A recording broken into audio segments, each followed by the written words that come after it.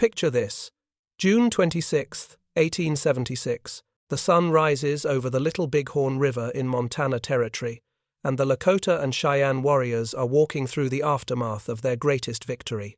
Bodies of Custer's 7th Cavalry lie scattered across the hillside. But here's what gets me about this moment. Among the captured equipment and abandoned supplies, Lakota scouts make a discovery that should have terrified them. 3 Gatling guns. Just sitting there, left behind with the supply train because Custer thought they'd slow him down. And as these warriors examine these strange mechanical contraptions for the first time, they have absolutely no idea that they're looking at the weapon that could have ended their victory before it began. Before we jump back in, tell us where you're tuning in from, and if these history tales fascinate you, make sure you're subscribed because tomorrow I've saved something extra special for you. Now, Low Dog was there that morning. He was a respected war leader, a man who'd counted coup in dozens of battles, and his testimony about finding those Gatling guns is haunting. He walked up to one of these machines and just ran his hands over it. Cold iron. Multiple barrels clustered together like some kind of mechanical flower of death. He'd seen rifles before, obviously. The Lakota had been trading for firearms since the 1840s. But this was something different. This wasn't a weapon a warrior carried. This was a weapon that carried the war itself. White Bull was there too, and he later described trying to understand what he was looking at. The Lakota had a sophisticated military culture. They understood tactics, strategy, the logistics of moving large groups of warriors across vast distances. But their entire framework for understanding warfare was built around individual courage, personal skill, and spiritual power. You prepared for battle through vision quests. You earned honor by touching an enemy in combat, IN, counting coup. Your status came from your bravery, your horsemanship, your ability to outthink and outmaneuver your opponent. So when White Bull looked at this Gatling gun, he tried to fit it into that framework. Was it like a bow? No. Too heavy. Was it like a rifle? No. Too many barrels. Was it like artillery? They'd seen cannons, understood that you could throw explosive shells across distance. But this was different. This wasn't about distance or explosive force. This was about volume. This was about turning one man into 40 men. And I don't think they grasped that. Not yet. Not standing there in the morning light, with victory still fresh. Here's the cold mathematics of it, and this is where it gets chilling. A single Gatling gun, operated by a crew of 4 soldiers, could fire roughly 600 rounds per minute under ideal conditions. 600. In the time it took a warrior to fire and reload a single shot from a rifle, this machine could put out dozens of bullets. A trained Lakota warrior, using a repeating rifle, Praven Omos, and not all of them had repeating rifles, could maybe fire 15 to 20 aimed shots per minute if he was really good. So one Gatling gun equaled the firepower of roughly 30 to 40 warriors. But it's not just about the numbers. It's about what those numbers mean on a battlefield. When Lakota warriors charged, they relied on speed, mobility, the chaos of individual combat. They'd sweep in on horseback, firing arrows and rifles, using the confusion of battle to get close enough for hand-to-hand fighting where their skills meant something. A Gatling gun turned that entire tactical approach into a death sentence. You couldn't outrun 600 bullets per minute. You couldn't dodge them. You couldn't count coup on a machine that could cut down your entire war party before you closed half the distance. Low Dog said something years later that captures this moment perfectly. He said that when he looked at that Gatling gun, he felt like he was looking at something that didn't belong in war. Not because it was too powerful, the Lakota understood powerful medicine, powerful weapons, but because it removed something essential from combat. There was no bravery in pulling a crank, no honor in mechanical death. It was war without warriors, just operators and casualties. And here's what keeps me up at night thinking about this. Custer almost brought those guns. Almost. He decided they'd slow down his forced march, thought he needed speed more than firepower. And maybe he was right about the speed. Maybe those guns would have bogged down his approach. But once the fighting started, 3 Gatling guns positioned on high ground, operated by trained crews, with clear fields of fire into that massive village. The Battle of Little Bighorn doesn't become Custer's last stand. It becomes something closer to a massacre. Those thousands of Lakota and Cheyenne warriors, Crazy Horse's tactical genius, the coordinated charges, the sheer courage it took to attack professional soldiers, none of it matters against 1,800 rounds per minute of mechanical death. The Lakota didn't know this yet. Standing there that morning, examining these strange machines, they saw captured equipment, trophies, evidence of their victory. They didn't see the future. They didn't understand that these guns represented something fundamental changing in warfare. That industrial production could now create weapons faster than any warrior culture could train warriors. That the mathematics of mechanized killing would overwhelm even the most brilliant tactics, the bravest charges, the most sophisticated military culture on the plains. Some of the warriors tried to figure out how to operate the Gatling guns. Can you imagine that? Turning the cranks, trying to understand the mechanism. They'd adapted to new weapons before. They'd mastered horses that Spanish conquistadors brought. They'd learned to use rifles, traded from French and British and American sources. Why not this? But a Gatling gun wasn't just a better weapon. It was a different kind of weapon. It required industrial ammunition, mechanical maintenance, a logistics network that could supply thousands of cartridges. It was a weapon built by and for an industrial society, and the Lakota weren't fighting as an industrial society. They were fighting as a warrior culture. And that morning, at Little Bighorn, examining those abandoned guns, they had no idea that warrior cultures don't defeat industrial militaries. They can win battles. They can win brilliant, shocking, impossible victories. But they can't win wars, because in just 14 years, machines like the Gatling gun, IF, evolved into even deadlier Hotchkiss guns, would end the ghost dance and the warrior tradition in minutes of mechanized slaughter at Wounded Knee. And all of that started here, with Low Dog running his hands over cold iron on a June morning, trying to understand the weapon that could have killed him. To understand what the Lakota were up against, you have to understand what they'd built. Because this wasn't some primitive society suddenly encountering modern technology. The Lakota of the 1860s and 70s had created one of the most sophisticated military cultures on the planet. And I'm not exaggerating. From roughly 1840 to 1870, the Lakota dominated the northern Great Plains through a combination of tactical brilliance, economic power, and a warrior culture that produced some of the finest light cavalry the world has ever seen. Let me take you back to how this started. The Lakota weren't always plains warriors. In the 1700s, they lived in the woodlands of Minnesota, and they were being pushed west by the Ojibwe who had guns from French traders. So the Lakota moved onto the plains, and they did something remarkable. They took the horse, which they'd acquired through raiding and trading from the tribes to the south, and they built an entire military system around mounted warfare. By 1840, they controlled a territory roughly the size of modern France. Think about that. In about 100 years, they went from refugees to the dominant military power across hundreds of thousands of square miles. Their economic foundation was buffalo, not just for food, though that was crucial, but for everything. Buffalo hides became the currency of the plains. A single Lakota village could process hundreds of buffalo in a communal hunt, and those hides could be traded for rifles, ammunition, metal tools, cloth. The whole system worked because the Lakota controlled the buffalo ranges and the trade routes. They weren't just hunting buffalo. They were managing an economy that supported a population of maybe 15 to 20,000 people and could field thousands of warriors when needed. But here's what made them truly formidable. Their warrior culture wasn't just about fighting. It was about individual excellence, elevated to a spiritual practice. A young Lakota man preparing for war would go on a vision quest.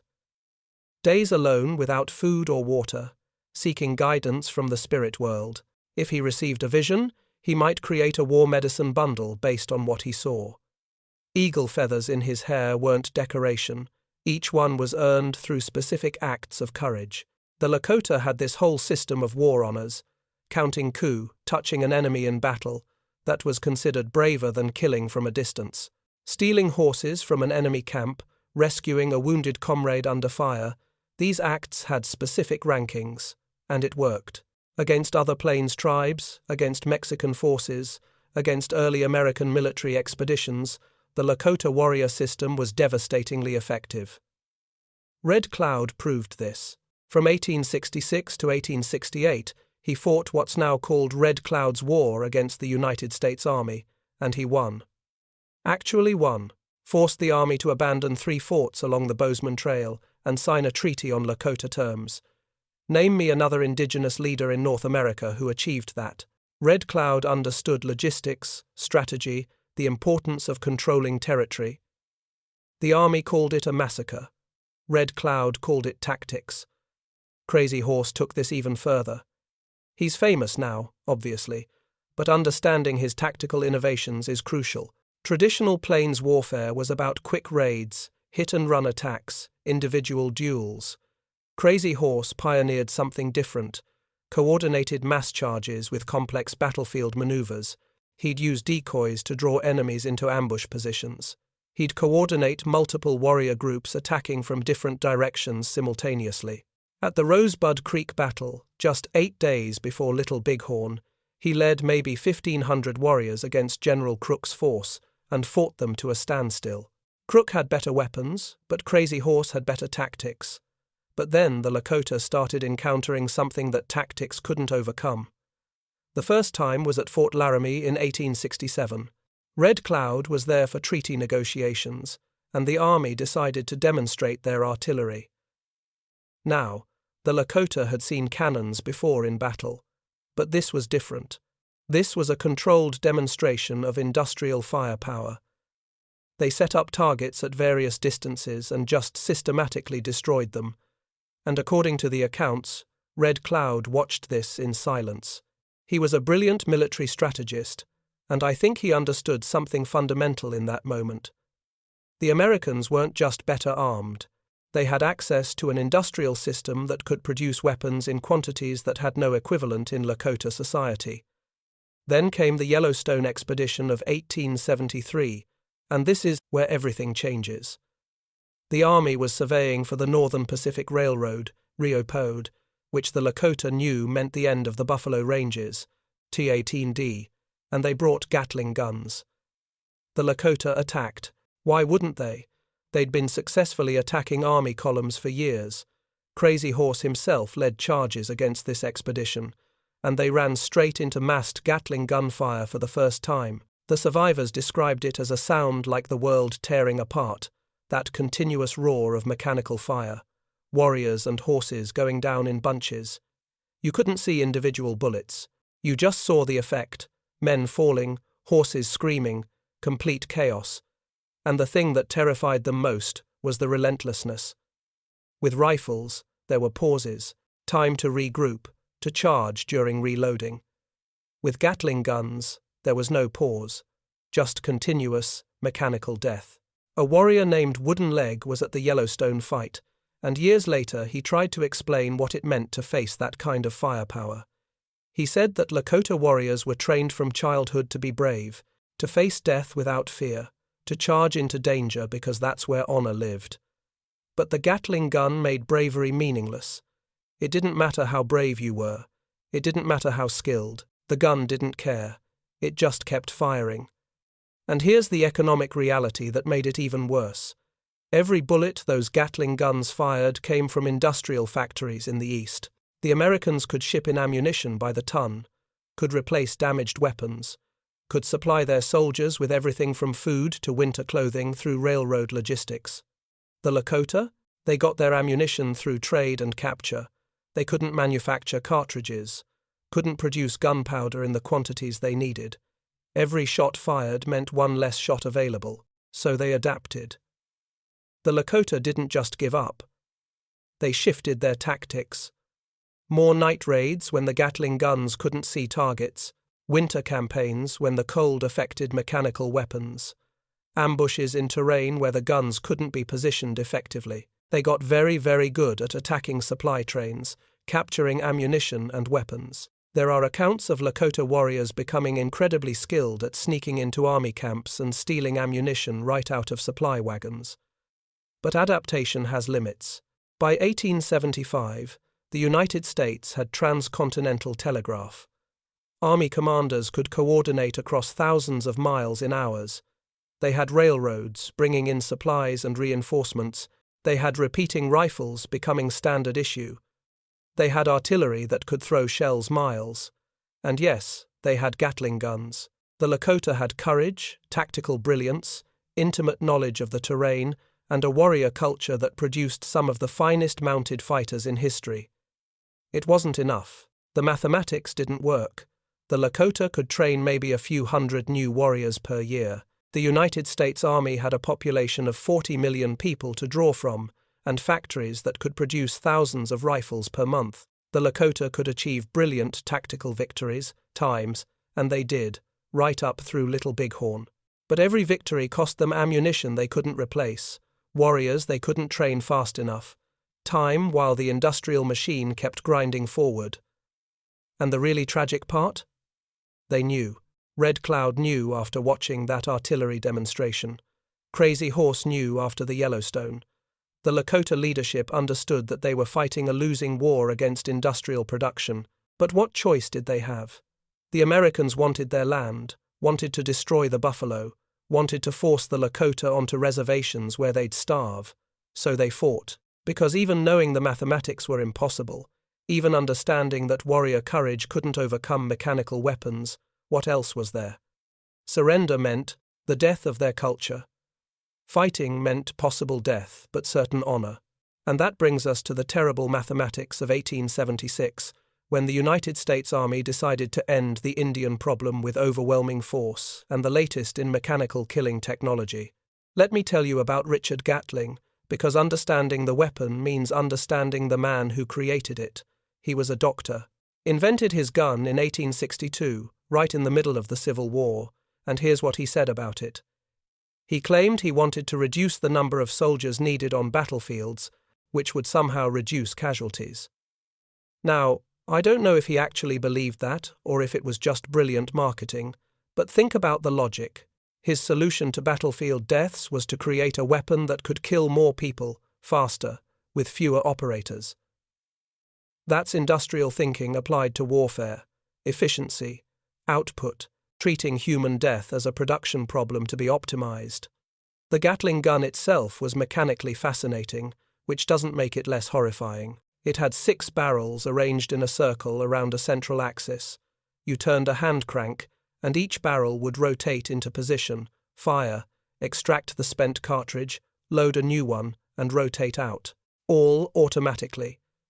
The genius was in the continuous rotation, IMB. While one barrel was firing, the others were cooling, loading, extracting. It solved the overheating problem that plagued single-barrel rapid-fire weapons. Under ideal conditions, with a trained crew and good ammunition, you could fire 600 rounds per minute. That's 10 bullets every single second. Continuously. The Army adopted it officially in 1866, right after the Civil War, and for the next decade, they refined it. Made it more reliable, improved the ammunition feeding systems, mounted it on wheeled carriages so it could be moved around a battlefield. By the time the Lakota faced it at the Yellowstone, in 1873, it was a mature weapon system. Not some experimental prototype, a proven killing machine. But here's where the mathematics get truly desperate for the Lakota. It wasn't just the Gatling guns.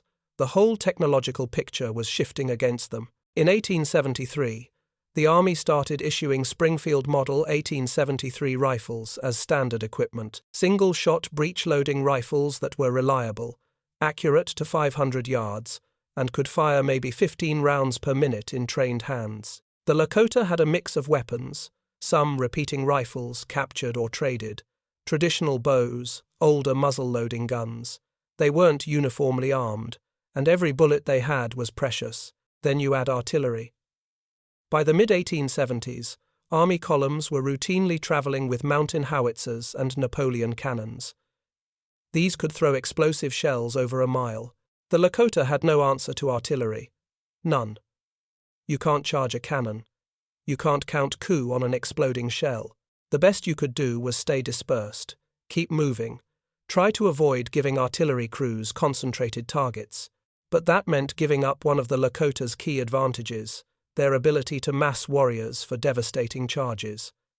The telegraph changed everything about military coordination. Before, an army column was basically on its own once it left the fort. Communication was by messenger, which meant days or weeks. By 1875, the army could coordinate multiple columns across vast distances in real time. The Lakota would attack a supply train in Montana, and by the next day, every army post for 500 miles knew about it. Reinforcements could be directed, supplies rerouted. The Americans were building a military network while the Lakota were fighting as independent bands and villages. And the railroads. This is the thing that made sustained military operations possible. The Northern Pacific Railroad reached Bismarck, Dakota Territory in 1873. The Union Pacific was pushing west. These railroads could move thousands of troops in days, could ship in tons of supplies. A single train could carry more ammunition than 100 Lakota warriors could capture in a year of raiding. The Americans had infinite logistics. The Lakota had what they could carry on horseback, so when 1876 arrived, the United States government decided to end what they called the Sioux problem permanently. They ordered all Lakota and Cheyenne to report to reservations by January 31st. Anyone who didn't comply would be considered hostile and subject to military action. It was winter. The bands were scattered across hundreds of miles. Many never received the order. Others received it and ignored it because they knew what reservation life meant: starvation rations, loss of freedom, cultural death. The army launched a three-pronged campaign: General Terry from the east, Colonel Gibbon from the west, and General Crook from the south. The plan was to trap the Lakota villages between converging columns and force surrender through overwhelming military power. And they brought everything: cavalry, infantry, artillery, Gatling guns, Indian scouts, supply trains that stretched for miles. Crook moved first, and on June 17, 1876, at Rosebud Creek, Crazy Horse hit him with over 1,000 warriors. This wasn't a typical raid. This was a sustained battle that lasted 6 hours. Crazy Horse used tactics he'd been developing for years: coordinated charges from multiple directions, warriors fighting dismounted behind cover, constant pressure that never let the soldiers rest. Crook had over 1,000 men, including Shoshone and Crow scouts, artillery, and plenty of ammunition. The Lakota and Cheyenne had bravery and Crazy Horse's tactical genius. They fought Crook to a standstill. He retreated back to Wyoming to regroup, taking his column out of the campaign. That victory gave the Lakota 8 days. 8 days before Custer's 7th Cavalry found the village at Little Bighorn. We've already talked about what happened there: Custer's tactical mistakes, the Lakota and Cheyenne victory, those abandoned Gatling guns. But here's what's important. Little Bighorn was the high water mark, the absolute peak of what the Lakota could achieve militarily. They'd massed thousands of warriors from multiple bands. They'd fought with incredible coordination. They'd annihilated an entire cavalry regiment, and they did it against professional soldiers armed with modern rifles and revolvers. And it bought them maybe 5 months.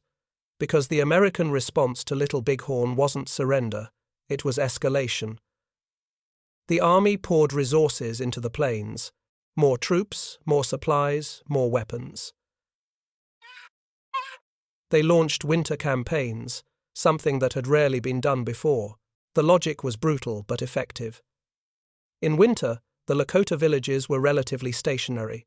Horses were weak from lack of forage, and the snow made it hard to move camps quickly. The army could track them, find them, attack when they were most vulnerable. Colonel Nelson Miles became infamous for his winter campaigns. He'd march in weather that seemed impossible, attack villages at dawn, capture supplies and horses. The Lakota could win battles, but they were losing the campaign. Every fight cost them ammunition they couldn't replace. Every skirmish meant warriors wounded or killed that they couldn't replace fast enough. The Americans had reinforcements streaming in by rail. The Lakota had to recruit from a shrinking population. Sitting Bull tried to hold out. He led his people north toward Canada, where the army couldn't follow.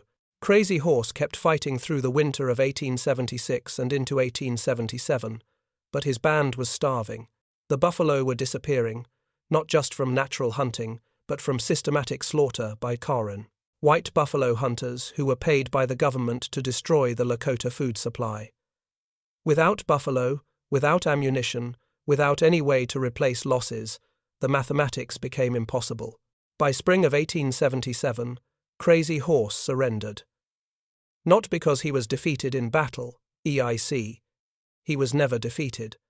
But because his people were starving, and he couldn't protect them anymore. The warrior culture that had dominated the plains for 30 years couldn't overcome industrial logistics, mechanical weapons, and the sheer numerical superiority of a nation with 40 million people and factories that never stopped producing. The Lakota tried everything. They adapted tactics constantly: night raids, winter attacks, ambushes, mobility. They became incredibly skilled at fighting against superior firepower. They won battles. But you can't win a war when the enemy can produce weapons faster than you can train warriors, can supply troops faster than you can capture ammunition, can absorb losses that would cripple your society. And the Gatling gun sat at the center of this technological disparity, like a symbol of everything that had changed. A single weapon that embodied industrial warfare, AES mass production, mechanical efficiency, operators instead of warriors. The Lakota warriors who examined those captured Gatling guns at Little Bighorn were looking at the future of warfare, a future where individual courage mattered less than industrial capacity, where tactical brilliance couldn't overcome mechanical superiority, where warrior cultures couldn't defeat industrial nations. But they didn't stop fighting. That's the thing that gets me. Even knowing the mathematics were impossible, even understanding they couldn't win, they kept fighting. Because what else was there? And that desperate continuation led to one final horrific demonstration of what mechanical weapons could do to people who still believed courage could matter. December 29, 1890. Wounded Knee Creek, South Dakota.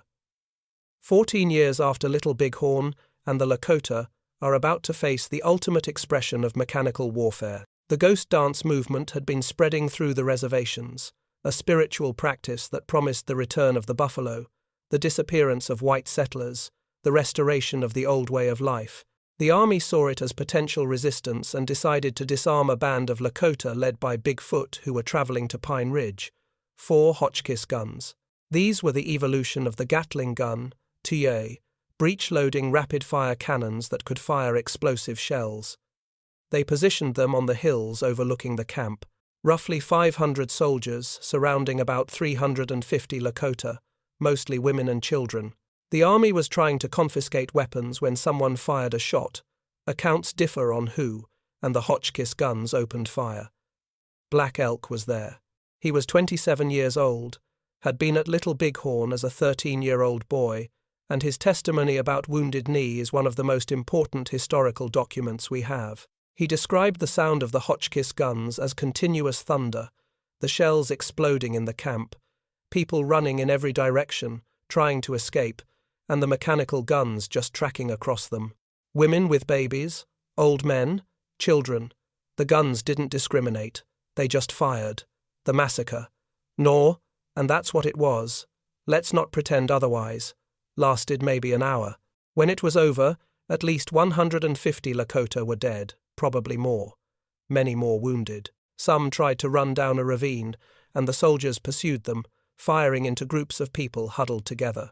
Black Elk rode up later and saw children dead in the ravine, frozen in the positions they'd been in when they died. He said it looked like the end of a dream. And in a way, it was. Wounded Knee marked the end of armed Lakota resistance, not because they were defeated in some heroic last stand, MPH. This wasn't a battle. It was mechanical slaughter. The Hotchkiss guns represented everything that had changed since the warriors examined those Gatling guns at Little Bighorn. Industrial weapons had evolved. They were more reliable, more deadly, more efficient, and they were used not against warriors in combat, but against a camp full of families trying to follow orders. But here's what's crucial. The survivors didn't stop being Lakota. They didn't stop remembering. They didn't stop testifying about what had happened and what it meant. And their testimony became something vitally important for understanding both their history and the broader history of indigenous resistance. Wooden Leg survived the wars and lived into the 1930s. After his surrender, the army made him a scout at Fort Keogh, and part of his duties included watching demonstrations of Gatling guns and other weapons. Can you imagine that?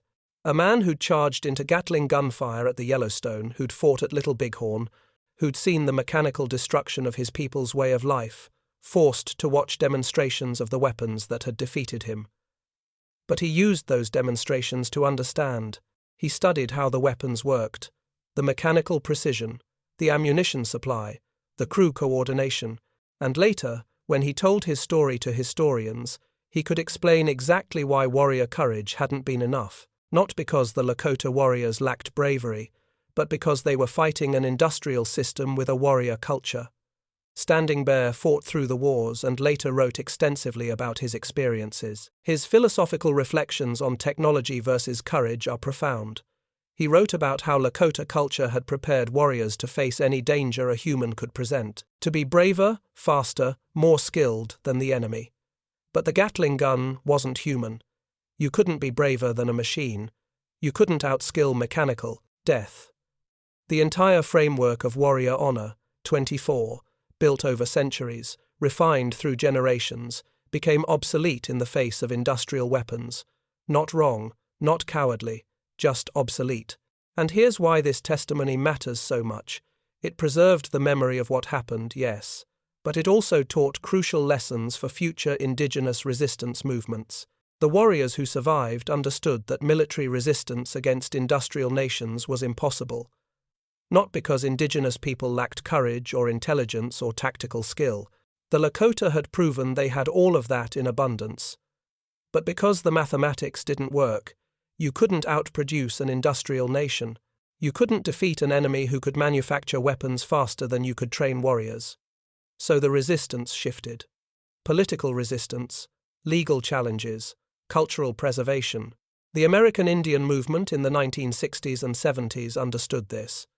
They knew that survival meant adapting to new forms of struggle, using the legal system, public opinion, international pressure, fighting with lawyers instead of warriors. Not because lawyers are braver than warriors, that's not the point, but because that's what the mathematics of resistance required in an industrial world. Black Elk's testimony about Wounded Knee was recorded in the book Black Elk Speaks in 1932. It became one of the most widely read accounts of indigenous experience in America. His description of the ghost dance, the massacre, the frozen bodies in the ravine, Opole, it's devastating to read.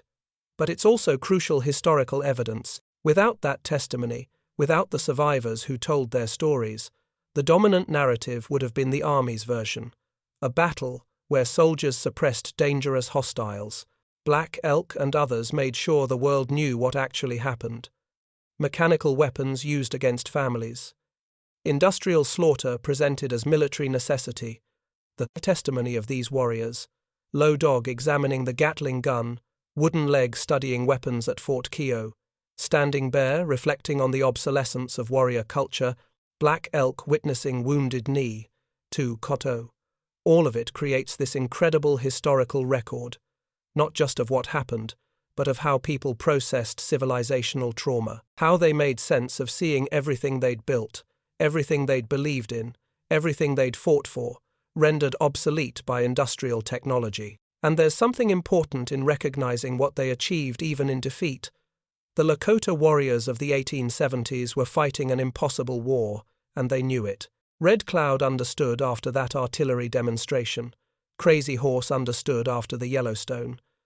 But they fought anyway, because the alternative was surrendering their culture without resistance. And in fighting, even knowing they would lose, they demonstrated something that transcends military victory. They showed that courage doesn't require the possibility of success. That resisting overwhelming power has value, even when resistance seems futile. That preserving your culture and identity matters, even when the mathematics say you can't win. The Lakota warriors who charged into Gatling gunfire weren't stupid. They weren't naive. They understood the odds. They charged anyway, because that's what warriors do. That's what honor demands. That's what cultural survival requires. And they survived, not as a military power, Tomslick, that ended at Wounded Knee, but as a people. The Lakota are still here, still maintaining their culture, their language, their traditions.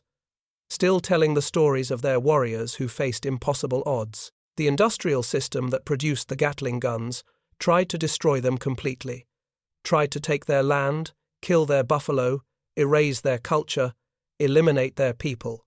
And it failed. It won the military campaign, but it lost the longer war of cultural survival. When Low Dog examined that Gatling gun the morning after Little Bighorn, he was looking at a weapon that embodied everything threatening his people: industrial production, mechanical death, the obsolescence of warrior cultures. But he couldn't have known that his testimony about that moment, preserved and passed down, would become part of how the Lakota survived. That the stories of warriors facing mechanical weapons would teach future generations how to resist in new ways. The ghost dance promised that the old world would return, that the buffalo would come back, the settlers would disappear, the warriors would ride again. The world that the Lakota warriors fought for is gone. But the Lakota survived by adapting, by finding new ways to resist, by preserving their culture in the face of overwhelming pressure to assimilate. And the testimony of those warriors, their bravery against impossible odds, their tactical brilliance, their understanding of what they faced, that became part of the foundation for survival. Because in the end, that's what the story of the Lakota and the Gatling gun teaches us. That courage matters, even when it can't change the outcome. That preserving the memory of resistance has value beyond military victory. That warrior cultures facing industrial powers may lose the battles, but the story of how they fought, and why they fought, and what they fought for, that story survives. And survival, in the face of mechanical death and industrial empire, is its own kind of victory.